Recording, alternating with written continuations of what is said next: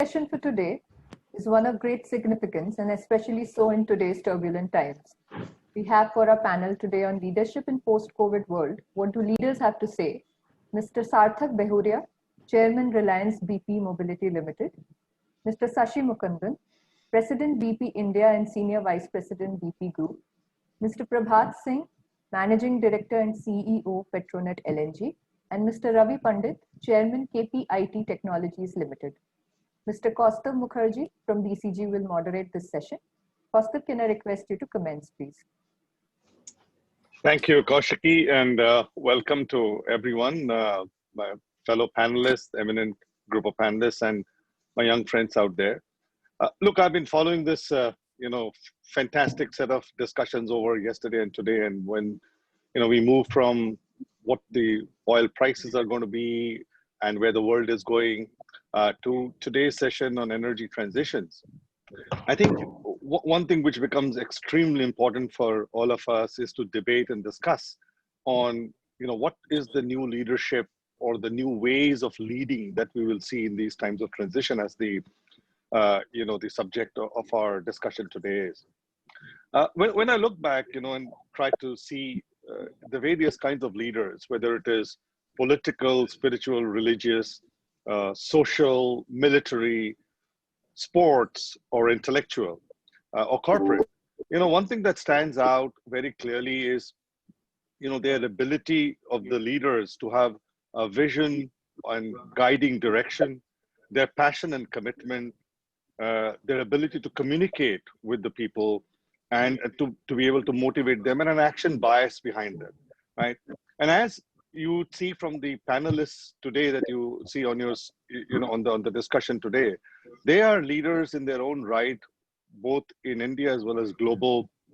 They've seen many transitions in their time, and most of them would agree, I hope, that disruptions such as this that we're seeing today, whether it's COVID or it's the fast-paced transitions that we're seeing, the intergenerational equity or the aspirations that we have of the younger people, it needs a new breed of leadership. It needs a new way of looking at things. Some of the traditional levers of reward that we had today are not valid or getting lesser and lesser valid as we go forward.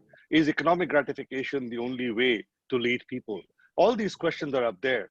And maybe, thank you all the panelists for joining. And maybe I'll start with Shashi. And Shashi, if I could draw you in and if you could reflect upon what does leadership, quote unquote, mean for you and BP, that will be a great way to start the discussion. So, Kaustav, can you hear me? Yes. I'm not able to see my video is not coming through. I don't know why. Or can you see the video as well? Loud and clear. We can see you. Oh, okay. Yeah. For some reason, I'm not able to see it on my screen. So anyway, I just wanted to say, when I think about leadership and leadership today, what reminds me is that we're going through a very, very difficult time, where everything is falling apart.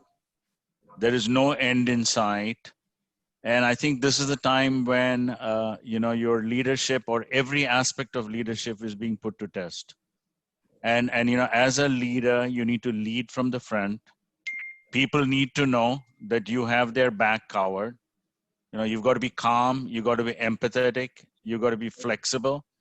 You also need to over communicate, and what's interesting is that you will notice that the line between personal and business is getting more and more blur, and what's happening is that it's becoming more, with personal being first and then business coming later, because, nobody at this point in time is worried about the business. What's more important is your family, your own safety, your own health. So in such a case, what do? What we have done is we've basically said, we're going to do three things. We've got three priorities. And the order in which we're going to use the priorities, we said, number one priority is people. We want to ensure that everyone that's working with us is taken care of and supported. That could be our team members. It could be our contract staff. It could be, people that work closely with us. In the case of Castrol, our distributors, our dealers. we need to make sure that they all feel that they're not alone. And this becomes very important. And what we've done is, some of the things we've done is we've tried to make sure that, we go beyond what normally a company would do. So for us, what we're doing is we have set up in a way where, we're providing people with all the necessary support so that they don't feel they're alone. Whether it's, ability to get to hospitals, somebody, holding their hands as they go through the hospitals, making sure they don't need to worry about, payments in the hospital. So it's across everything, right? And the whole idea, and not only that, we've even gone one step further, saying this is the time when people have their parents, their in-laws living with them, because, a lot of people bring them in. So we've said, okay, we are willing to step out and actually take care of them as well during this crisis, because this is an unprecedented period of time. Second thing that we're doing is we're working with the communities where we live and making sure, they're taken care of. And then last comes business, right? And on the business, what we're saying is we will reduce. Obviously, we need to look at the health of the business and look at ways of making sure that the business gets done right. What we are noticing is that once we have taken care of the people by themselves start stepping in and taking leadership. And people are basically saying, okay, the company is doing all of this for me. Now I don't need to worry about my personal side. Now, let me look at how can I support the business and make sure that happens. And the proof obviously is in the pudding. And in our case, during this lockdown, we have done 3 major deals. And that wouldn't have been possible if the people didn't step up. So, what we're seeing is, by taking care of them, so as a leader, I would say you need to be genuine, you need to be transparent, you need to be empathetic, flexible, compassionate, and I would say most importantly, always staying connected with the team, because this is the time when people feel the most vulnerable and they feel like, they need the support to make things happen. Let me stop there. Thanks, Shashi. That was very interesting. Uh, drawing upon what you just said, mentioned in terms of, having people at the forefront and then looking at everything else beyond it. Let me go to Mr. Behuria. And Mr. Behuria, in today's situation, in some sense forced upon us by the COVID, and many of us believe that it will not just go away in future once the pandemic also eases out, is this concept of remote working, and I might add very efficiently remote working. How do you how does the leader start evaluating people that they don't meet? How do you see the notions of productivity and performance management evolving? Your thoughts on that will be very helpful, Mr. Behuria. So when we talk about people working in the organization, we'll have to divide it into 2 major parts. One is those who are working in industrial establishment, commercial establishments on the front end. In any case, they all have to go and work, which they are doing. The issue comes in terms of those who are at the both customer-facing people and back-end people who are now mostly either they would have been on the field, in the market, or they would be in the office. Now that is the group who is now restricted to most working from home. I think working from home, we didn't think that it will work so effectively the way it has really lived up to it and probably settled with it. But I personally feel, and a lot of things are being done. I mean, we have to start with, we've had all companies board meetings done. We have the largest AGM of Reliance, where Mr. Mukesh Ambani addressed everybody. There were 4 lakh shareholders and others who logged into it, which was not conceivable ever that it would happen so effectively. So that is I would say, the highest level of, in terms of communication backend, which we have achieved. But my own experience is that it's something that should have happened. It's happened earlier than this. But this alone, I think, is not sufficient. As far as the young leaders are concerned, I mean, today they have to be assessed not just in terms of their IQ or performance. Their EQ levels, I mean, are something that cannot be substituted through this. I mean, how do you assess somebody's potential, behavior, alignment, teamwork, agility, risk-taking ability, decision-making ability? I mean, these are very, very important when we evaluate people. So I would say HR and those who are assessing, leaders who have to assess others, will have a huge challenge going forward. And I personally feel that ultimately we will have to have a hybrid situation. I don't think this kind of what's going on today is the best that we could respond to. But certainly, I think HR personnel or the HR and even leaders will have to now see how best we can see people, how we can evaluate on the EQs. And that is something that is very important because, of course, the young professionals, they have a very long way to go. There are many things happening in the industry, but there's their own future and assessment in terms of these attributes, particularly relating to their future potential and competence, behavior. All this will have to be assessed. And most of them can only be assessed if they are either front-facing and similarly customer-facing people. I mean, how do you assess their performance based on sitting at home alone? They can have all the presentations and all great PowerPoint presentations and very, very articulate discussions, which we are currently having. But I think this is, I'm only hoping that with things looking up, I mean, 1 year in somebody's career is not something that one should worry too much about, because there are other things that are being put to test and very well people have come out of it and with flying colors. Thank you. I thought I'll stop there. No, thank you. Thank you, Mr. Beoria. And I think you've touched upon one of the key, I would say, questions, concerns, or at least it's on people's mind, is that how do we progress our careers in the new way of working that we're doing, and how do we get evaluated? And if I were to, take that question or an extension of that question to Mr. Prabhat Singh, is, Prabhatji, if you look at the across, and especially in oil and gas, the workforce is very diverse mix, right? Right from the baby boomers to the Gen X to the millennials to the Gen Zs. In that context, how does one think about leadership in that diverse context? How does one even get to know the key drivers of such a diverse workforce? And in PLL, if there's something specifics you have done or you've seen, that would be very helpful for you to share those views. Thank you so much, Kaustav. And very rightly said, the issue here is that when you are looking at the leadership and the workforce kind of combination, you need to really assess them in the context which you're talking about.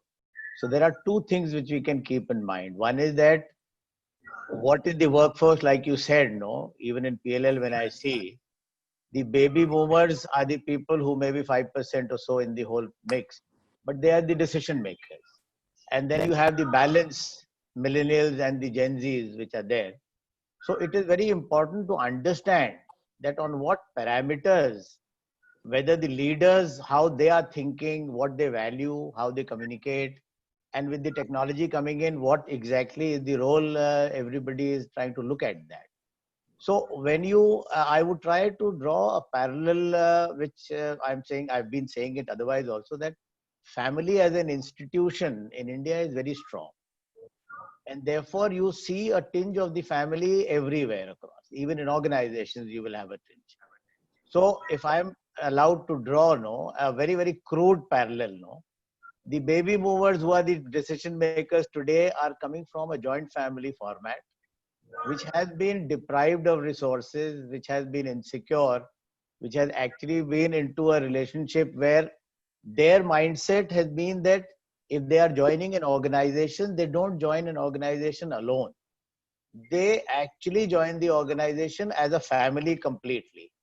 And therefore, they actually right from day one think that I'll retire from this particular organization. Whereas when you look at the millennials, they come from a nuclear family format. So they actually are more, I would say, selling the individual to the company rather than the family to the company. And also the other part is when you look at the baby boomer, they are more compliant in their nature. The millennials are actually, they will question and then they will comply.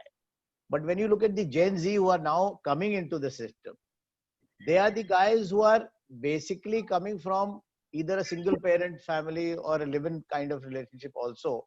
It's going to that extent now. So they are I, me and myself, and rest of the world is separate. Basically, that is the way they look at it. So they sell competence only. They say that, look, and therefore when they are questioning the compliance part, they don't only question the compliance. They say, I'm questioning the paradigm itself, which is saying that you give me the job, don't bother where I come and do it. I'll work from wherever I want and I will deliver.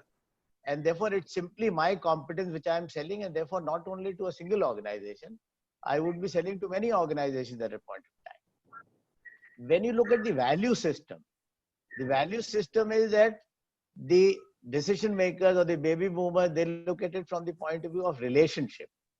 And it is like more management is over a cup of coffee across the table. That is the way discussion happens, basically. But when you look at the millennial child, there it is more contractual in nature. Relationship takes a backseat, effectively. And they use the organization as a stepping stone, by and large.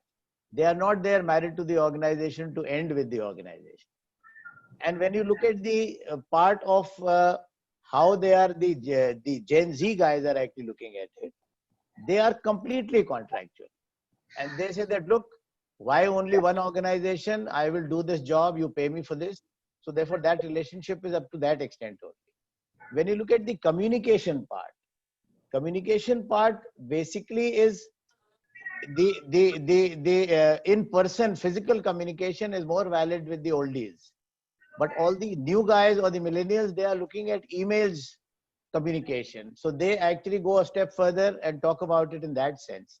But when you look at the Gen Z guys, they have cut it short into SMSs, Twitters, which finally says that, look, my communication is very precise.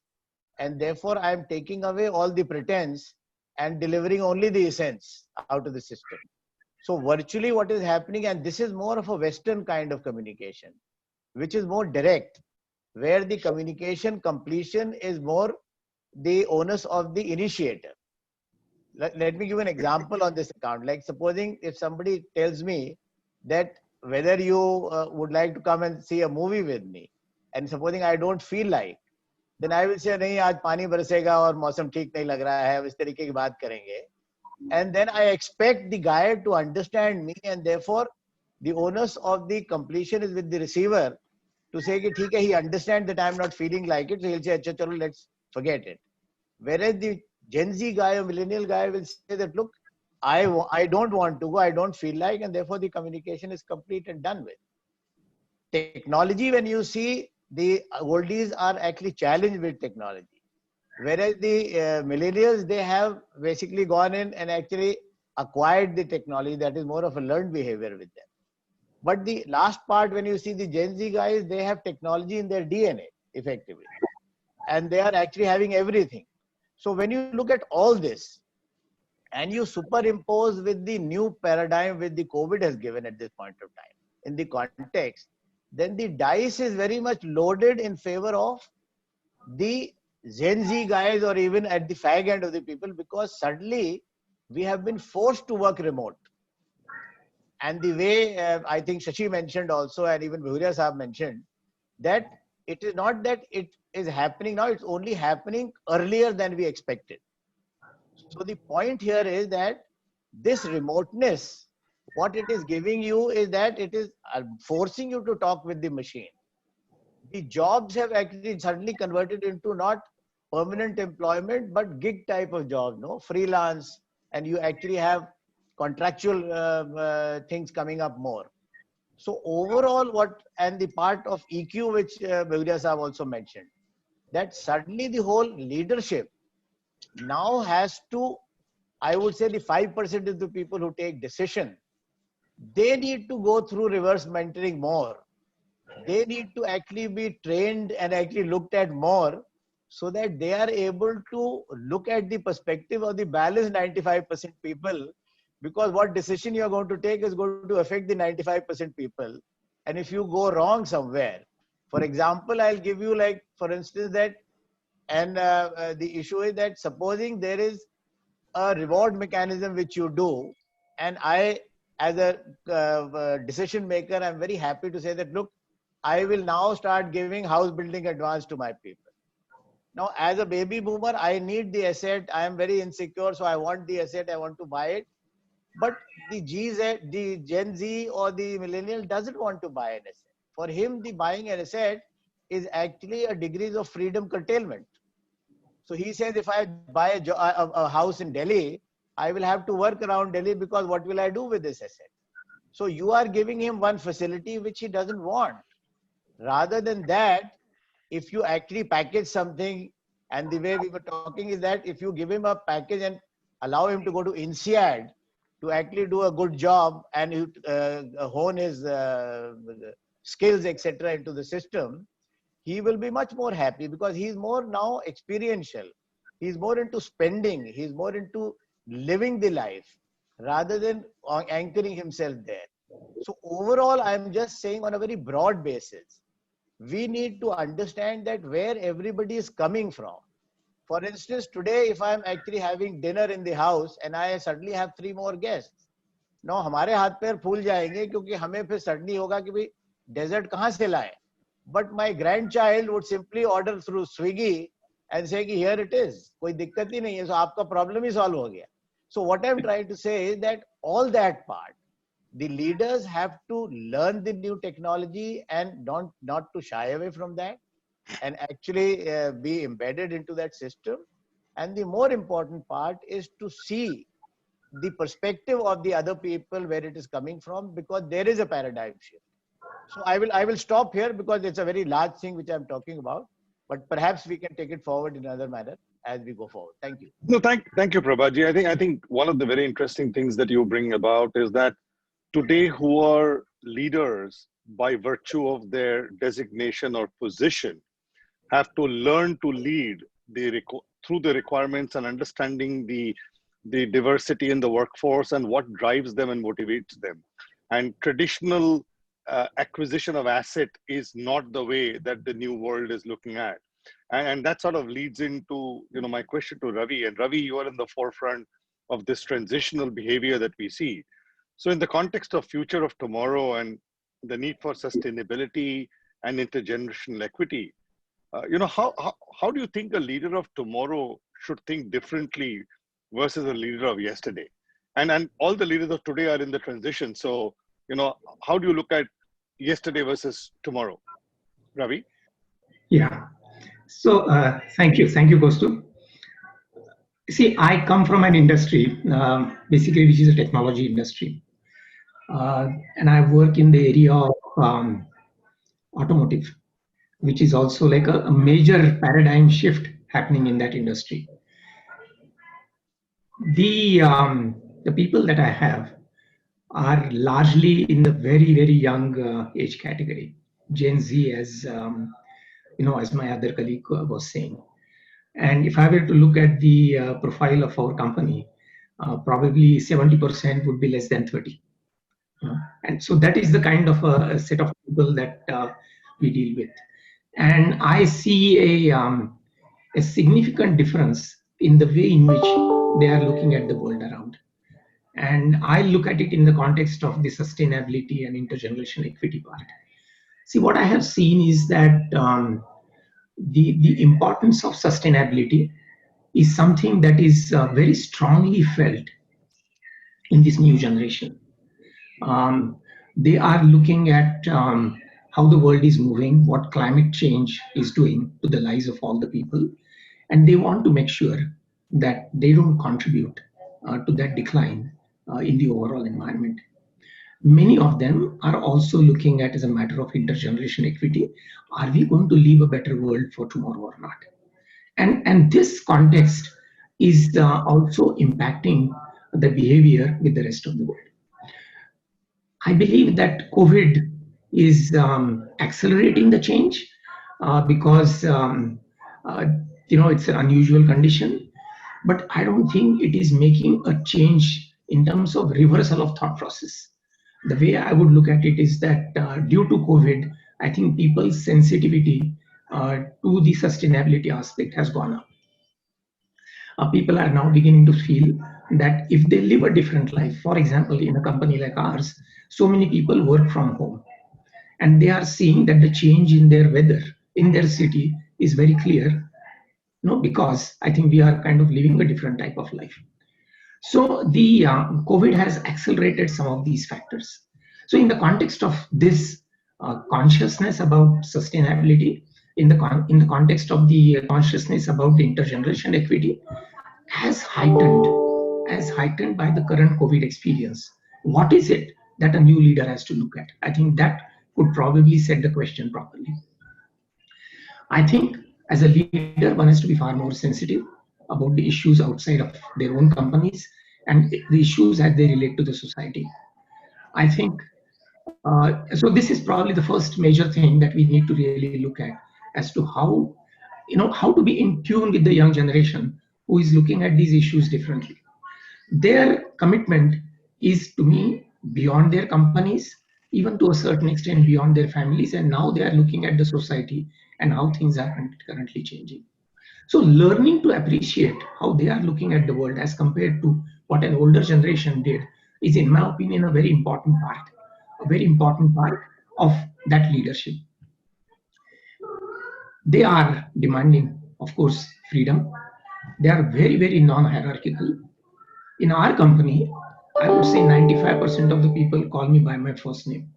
If I were to expect anything different, it would be very, very unusual, very unusual. So the boundaries of age are gone. I would also think that the new leaders would like to be, the new generation would like to be listened to as well as, talked to.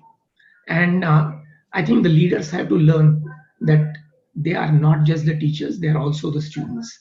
So an ability to listen, an ability to be reflective about what they are saying is going to be extremely important. Personal learnability, I think, for the leader is going to be very critical. More than anything else, we know that now change is the only constant.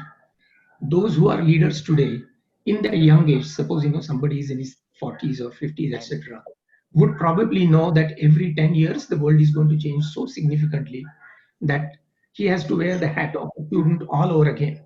And I think this is what are the key, in my opinion: sensitivity to the environment, flexibility in approach, ability to understand being a leader as well as a follower at the same time, and knowing fully well that change is the only constant.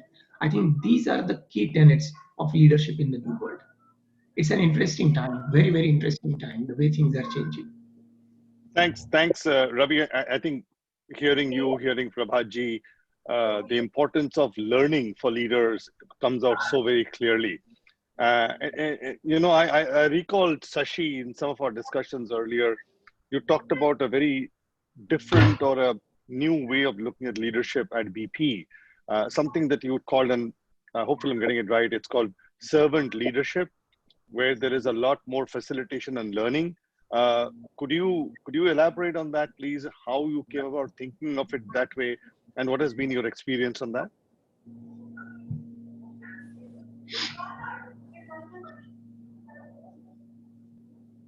And Shashi, are you there? Shashi? Yeah, I'm there. I think I was muted. Sorry. Okay, right. No I was just saying, as you know, BP is going through a transition, right? I mean, we're changing. So we're looking at the world and we're saying the, climate change is coming. It's coming pretty fast. Digitization is changing the way things are going to be done in the future. And if you look at most of the growth countries and you look at the people, you've got the young, smart, connected consumer who's going to be the consumer of the future. And when you're looking at that, you need a completely different way of looking at how you run your company and how you work. BP is going through a thing where we're saying we're completely reinventing BP, which means every single job, every single role is being reevaluated. And we're saying we need to have a different kind of leadership. And this is a leader who's going to be empathetic, but will also have an edge to him or her. And what we're saying is this is what we're calling servant leadership. So I would give you some of the attributes to it. One is it's a leader who genuinely cares for people. It's not just understanding the team, it's understanding each individual personally. That's important. It's about, open-minded and, being able to learn and having a sense of curiosity. Third aspect is, you're listening, and you're listening to understand. You're not listening to respond. So, you need to be, you need to be learning as you're listening. The other aspect is you need to be inclusive. You need to get broad perspective. You need to make sure that each and every single individual in your organization is not only included, but is also valued, because that's how you get the diversity of thought. That's how you get the diversity of, of being able to manage things better. Then two other very interesting aspects is, we need a leader who's willing to admit when they are wrong and, don't have to cover it up. And lastly, every individual in this world is vulnerable, and it's okay to show your vulnerability. You don't have to be the superhero. You're not the superhero, because if you're trying to do that, it's okay to say, even I'm not sure what's happening with COVID. I don't know where this is going to end, but I'm with you, and with all of us together, we will be able to overcome this, right? I mean, that's much more powerful than saying, don't worry, everything is okay. We've got it. Nobody's going to, it's not going to be genuine. And then the question is, if you're going to be that empathetic, can you still have an edge, in the sense, can you still make tough decisions? And the answer is yes. So it's, how do you balance that, being empathetic, but at the same time, focused on what needs to be delivered. So that's what we call servant leadership. And what we're seeing is more and more, it's about empowering people rather than managing a set of people. I mean, the old hierarchical way was about managing people. Here we are saying you're empowering people, you're letting them go. And like what Prabhat Singh said, it's the new, set of people are a different source. They want to do their own thing. They say, you tell me what you need to do, and, we'll go do it. And, we'll put together agile teams, and we'll go deliver stuff. And what's interesting, Kaustav, is we're just going through this in India because, we're just in the middle of now, we announced setting up a global business solution center in Pune. And if I look at that center is going to be completely different than what BP is, right? I mean, the average age is probably going to be in the 20s. It's going to be a group of people who are going to be working on an agile basis. These are not oil and gas people. These are going to be people who think, who are dealing with data, who are dealing with digital, who's dealing with innovations, who are dealing with, how do I, set up startup companies, innovation. So, a very different. So we better get, understand the leadership style. Otherwise, you can't run that with an oil and gas, old dinosaur kind of mindset. So that's the whole shift we're doing. And we're doing this across our company. So as we are now reinventing and looking at each individual leadership roles, we're using this as the criteria to kind of saying, okay, how do I pick? Who do I pick for the job? Right, right. And Sashi, that's very interesting because that also, in a transitional world, we have talked about leadership today, but it's also about the new skills, both at the leadership level as well as at the workforce level. And I think one of the trends that we're seeing in the consumer side is, induction and leveraging digital and going to e-commerce, m-commerce, etc. The oil and gas industry has started a little late in that sense, and the maturity is yet to be seen. Mr. Beoria, where do you think, in terms of the connects with the customers through e-commerce in the oil and gas sector, where do you think we are going, and what kind of skill sets will the leaders as well as the workforce of tomorrow be looking at? I think e-commerce has just started a few years ago as a concept where most of the dealers took some initiative in terms of delivering through their own vehicles to gensets and agriculture pump sets, but that was very, very small. But post-COVID and in the recent past, I think e-commerce, which started with the food, the Zomatos and the Swiggies, moved on to Amazon, Flipkart and others. And today we see all over, I mean, in my building, I see every day almost 100 or 200 packets of all kinds of things, starting from food to groceries to even items of everyday use. As far as fuel is concerned, we have, of course, this is under PESO. It's a dangerous explosive product, so it cannot be moved the way other products can. So government or PESO has approved under certain conditions and licenses delivery of diesel. And there is an opportunity because almost 30% of diesel that is sold is not in the transport sector. And now I think all the companies are very aggressively looking at e-commerce opportunities, both by way of having mobile dispensing units where they are under controlled conditions, fill at the retail outlet, have special gantry and delivered, not in transport vehicles, but all other units, particularly for the gensets and agriculture. So there's an opportunity of at least about 25 to 30%. We are not even capturing 5% of the opportunity. But I think, like anything else, e-commerce as an opportunity is going to extend much beyond this, because we are trying to get the permission to, under lots of controlled conditions and licenses, deliver at the doorstep in colonies for petrol, and also to the vehicles of diesel. So I think the way things are happening, sooner than later, I expect the e-commerce opportunities to grow exponentially and reach. So in terms of almost 30% potential, which is almost 1.5 to 3 million against less than 500,000 today. And of course, huge opportunities on food delivery for all of us, where we will be able to get our fuels delivered at home through these vehicles. So that, of course, combined with that, I think with e-commerce, of course, the digitization, which Shashi also mentioned, is also an opportunity. Through the digitization, and e-commerce will get integrated. And today, I would say that the intention of digitization was more during demonetization stage, where government felt that this would happen, but it didn't happen the way it should have. But because of the COVID, I think it is not, digitization is not just transactional, but I think digitization has come in the way we live, both through social media, the blogs. The customers want to see the offers, the loyalty programs even offered by the fuel companies. So e-commerce combined with digitization not in terms of the customers, but also the way we work, is also becoming very, very big and important, the way we want to work in future, whether from home or from office. Thank you. Thank you, Mr. Beoria. Look, I'm cognizant of the time. I think we have time for one question to a panelist, and then we'll open it up for some Q&A if we have time after that. Prabhatji, if I were to bring you in here, I mean, look, you've been in GAIL and you're now in PLL.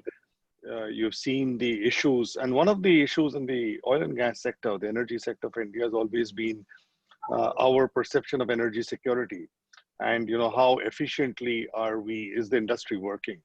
So it'll be good to understand from you the perspectives in terms of efficiency and the energy security, and how should the leadership of tomorrow respond to these key questions of our sector. Thank you so much, Kaustav. Let me just say that security has two dimensions to it. One is that whether the product is available freely in the market or not, and the other is whether I have the facilities here to really make it happen at my end effectively. So both the things are important here. So one part of the story, I'm saying half the part today, when you look at at least the petroleum products, whether it is oil, whether it is gas, you today have abundance of availability in the globe. And the way it is going, at least for gas, I can say that GNL has come out with a report which said that the reserves to production ratio is as high as 290 years. The EIA has come out with a report which says it's around 240 years. So I'm saying that anybody is saying it's more than 200 years, which virtually implies that at least our 10 generations don't need to bother. And the moment I say 10 generations don't need to bother means to calling it as a fossil fuel, as I was hearing Mr. Malhotra say in the previous session, it is not a fossil fuel now, because you and me cannot remember 3 generations from now, 4 generations. even in 1.5 generation of mine, we have seen technology change so much. Whether it will still be there as a fuel or not after 2, 3, 4 generations is a question mark. Because somebody said that Stone Age did not get over because there were no stones left. So virtually, I'm saying it's a renewable now for me. As far as I can think, it's a renewable. So therefore, one part of the equation has been very neatly taken away, that for security, I don't need to bother of production. And even productions have actually gone, hey, I would say the finds have been there and the efficiency has come in to the extent, like I was mentioning the other day, that a well which was being drilled in USA in Eagle Ford was costing around $15 million, producing 70 units. Today, that same well is costing $4.5 million, producing 240 units. So 3 times more at 3 times less price, 1/10 of the price. So I'm saying efficiency, find, the recovery factor of shale has gone from 10 to 15% to nearly 25%. So all that has suddenly added up 3, 4 times more what was actually available. So therefore, we now don't need to bother about the product. So the question immediately comes back, for my security of my country, do I have all the infrastructure here in the country to really make it happen? So bringing it to the burner tip requires now infrastructure. And I think the good part of this government is that they are emphasizing, say, on gas coming from 6% to 15%. It is a tall order. But even then, I would say that the emphasis which is being made on actually bringing natural gas pipeline grid, the city gas distribution network, the regas terminals here, although today also we actually hardly consume 150 million cubic meters of gas, and the capacities in pipeline is nearly 400 million cubic meters. The LNG terminals, we are regassing only 22 million tons. We have capacities more than 40 million tons. The CGD companies now actually have been endorsed with 1,20,000 crores worth of committed money on infrastructure to do the last mile connectivity. 70% of the population is going to be connected. 50% of the geographical area is being connected. So all this is a very good step towards making it happen. The concept of Indradhanush, which has come up in terms of all the companies joining together and putting the Northeast pipeline, I would say the national gas grid complete should be done with this particular format, so that nobody is burdened with a single company which has the worry about that if I commission this pipeline, whether it will be utilized or not. Because the Bangalore pipeline from Dabhol to Bangalore is actually hardly 10% running, and GAIL is reeling under that pain. So the whole idea here is that if we actually have this part, people can combine and do this. Say another 10, 15,000 kilometers of pipeline will complete the national gas grid, which is hardly 60,000 crores of rupees. Another, say, 20, 25 million tons of LNG would completely take care of the future LNG for till 2030, 2040. That's around 20, 25,000 crores. If you add up all that, it will be hardly 80, 90,000 crores. The equity in that involved would be 7,000 or 20,000 crores of what. And if you spread it across 3, 4 years of this thing, you will end up actually with 7,000 crores per annual expenditure. Now, 7, 8, 9 companies which are there today working with IOC, ANGC, GAIL, BPC, who individually have capex of 30, 35,000 crores each annually. This is peanut expenditure, like 1,000 crores every company has to spend. So only thing the government has to now do is that look at the utilization part, and what you are doing as a viability gap funding, that if you are giving 5,000 crores, say for instance for the Urja Ganga pipeline, instead of in the capex, if we give it in the operating part, when you start, you underwrite capacity for the first 3, 4 years, it will be more incentivized for them. And if the government feels that no, they don't want to do it on revenue, they want to do it on capex, they can have creeping equity coming into them subsequently. So overall, what I'm trying to say that infrastructure is something we should focus on. CGD is already taken off. National Gas Grid is actually doing their part. The regas terminals are anyway coming up of their own. So I am very, very optimistic about that as of going forward. The other third dimension is whether we can have strategic reserves with us or not. Now, strategic reserves are basically only with respect to if there is a war situation which happens, and then you have a problem with that. Otherwise, molecules are available for the taking today. So you don't really need to store anything for yourself. But yes, Up to that account, if you are getting something cheap and you can actually get it done, why not? Have that also done. So efficiencies have gone up in this sector. My mantra, there are so many other methods to be done. Like PNGRB is doing the regulation part, unified tariff for pipeline. That is going to help here. The MOPNG is actually bringing GST into the fold. That is going to help. So many things are there. But the key punch point for me to actually for the national security of energy today in terms of oil and gas would be go all out and develop all infrastructure, because overhang cost of an infrastructure is in cents per MMBTU, whereas the advantage of drawing a cargo which is coming your way and taking advantage of a distress sale, etc., because you have infrastructure, is going to be in dollars. So basically, I'm saying that that's one important, most important point for me is put up infrastructure. Don't think about the chicken and egg. Those days are gone. Just go ahead, go all out. Demand is going to come because there is molecule pushing from the other side. It is raring to come in, basically. So that's the short and long story. Thank you. No, thanks, Prabhat. That was interesting to hear. Look, I know we are really running short of time. I see a couple of questions. Maybe we'll take one to start off with. And the question is basically, and I'm going to add to that, the question was, when will organizations start rewarding empathy, collaboration, and resilience? I think I would add the how part to the when as well. And let me direct that question of to Shashi first, in terms of you talked about this servant leadership, etc.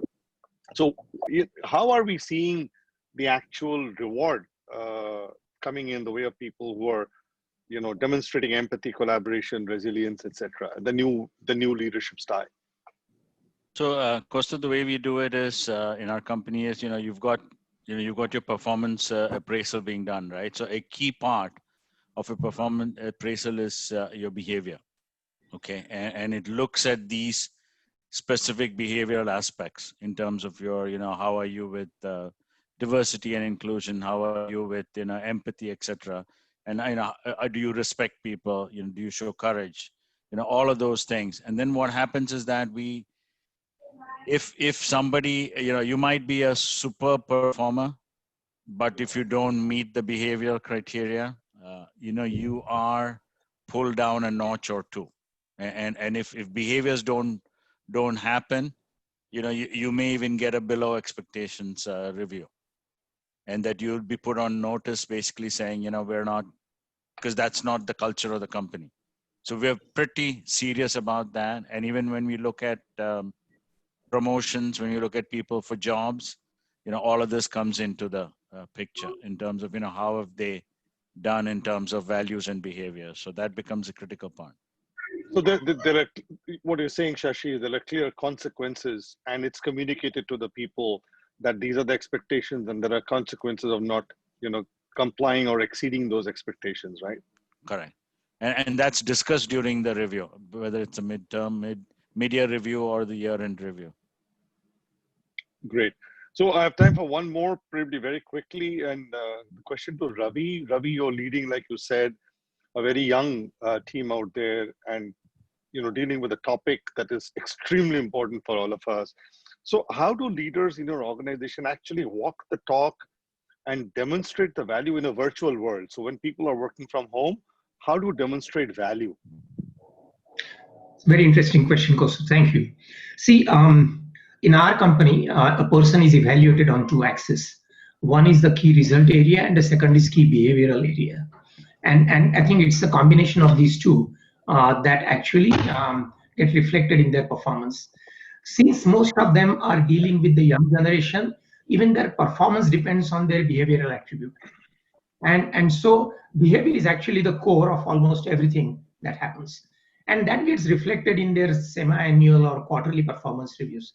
So I believe that these are core, and there is no performance without them. Even in the current context, actually what has happened is that in our company now, almost like 98% people work from home. 98%. And what we have realized is that people tend to not only put in the work, not only put in the hour that they were traveling in the work, but people typically work much longer than they were working earlier. And I think there are, there was recently a Harvard Business Review article where Microsoft did a similar survey of their own people, and they found that people are working much higher. The concern with a company like ours is that how do we make it sustainable for an individual? You can't work that hard, that long. It's not good for you. It's not good for your family. And we expect our managers to give cognizance to this. How can a person have blackout hours during the day when he will not accept any calls? How can you be sensitive to their personal requirements? And these are the kind of things. So I believe reflection of that, of these key attributes is now almost everywhere. Thank you, Ravi, so much. Look, gentlemen and ladies and gentlemen, we are really at the fag end of the time allotted to us. If I could just summarize in 2 minutes, I think it was a great session and personal learning for me as well, as I heard the leaders on the panel talking about the various aspects of, the leading into the new world, so to speak. So some of the things that I picked up on is, we need to over communicate. There's nothing called, I have communicated enough. I think personal security, as Shashi mentioned, transcends, business security. So that becomes very important. I think the generation of today is looking for more societal responsibility from our leaders. They require more sensitivity from our leaders, and we have to, as senior leaders or tenured leaders in age, we've got to learn to be comfortable in being insecure. I think the ability to admit you are wrong, the ability to admit I don't know.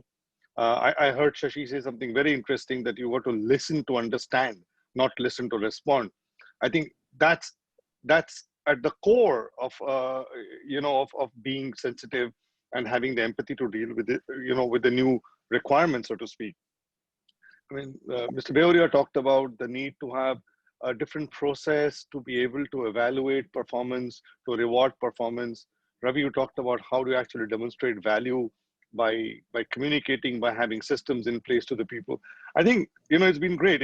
I would probably end by saying, for me, the one line that's very important is that leaders of today should be comfortable in saying, I don't know, I don't understand everything. And it's about co-creating a solution with your people rather than being pontificating or prescriptive approach. I think that's what the generation of today demands. And we are solving problems that have been not looked at in the last 15 years. I mean, if you take transition, if you take where we are in the oil and gas industry or mobility, it's been traditionally going on one direction. We are now challenging it. We are actually saying, is that right? Is that right for the future?